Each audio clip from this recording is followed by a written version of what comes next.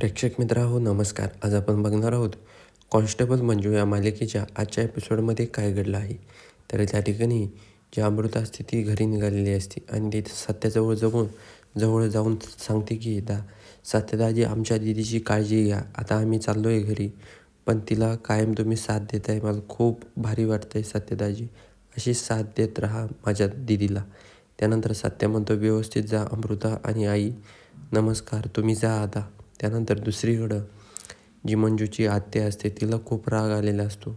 ती म्हणत असते की सत्या खूप तिच्यासाठी मंजूसाठी रडला. मला तेच आश्चर्य वाटतंय. आता यांचा घटस्फोट होणं थोडंसं अवघड वाटत आहे मला. तर आत्याचा नवरा म्हणतो तू नको टेन्शन घेऊ, होईल सगळं.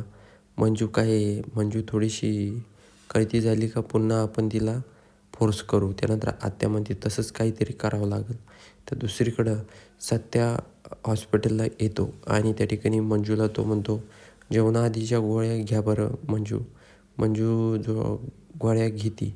त्यानंतर मंजू बोलते आता सत्या तू घरी जा झोपायला, तू खूप दमला आहे. त्यानंतर सत्या बोलतो काय बोलताय वाघमारी, मी घरी कसं जाणार आणि तुम्ही एवढं लागलं आहे तरी पण तुमचं नुसती चोच काय बंद नाही झाली बोलायची.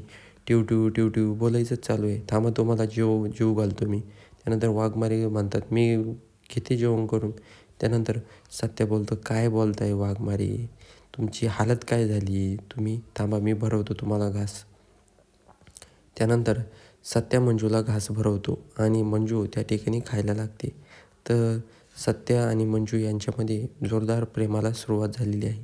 त्याचबरोबर दुसरीकडं जे तातेसाहेब असतात ते भजे तळीत असतात आणि त्या ठिकाणी जो त्यांचा पिया असतो पंकज, तो म्हणतो तातेसाहेब आता तुम्ही केस मागं घेतली म्हणजे तुमचा खूप मोठा तोटा झाला आहे.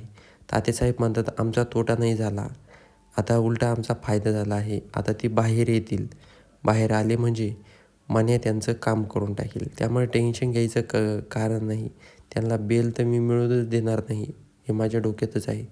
दुसरीकडं जी मंजू असते ती मोबाईल बघत बघत झोपलेली असते.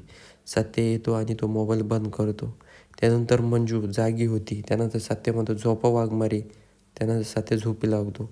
झोपल्यानंतर रात्री मंजूला भास होतो तात्यासाहेबांचा मारण्याचा आणि ते अचानक तात्यासाहेब वाचवा असं म्हणत असते. त्यानंतर सत्य उठतो आणि वाघमारेची पुन्हा झोपी लावतो. त्यानंतर म्हणतो झोपा वाघमारे.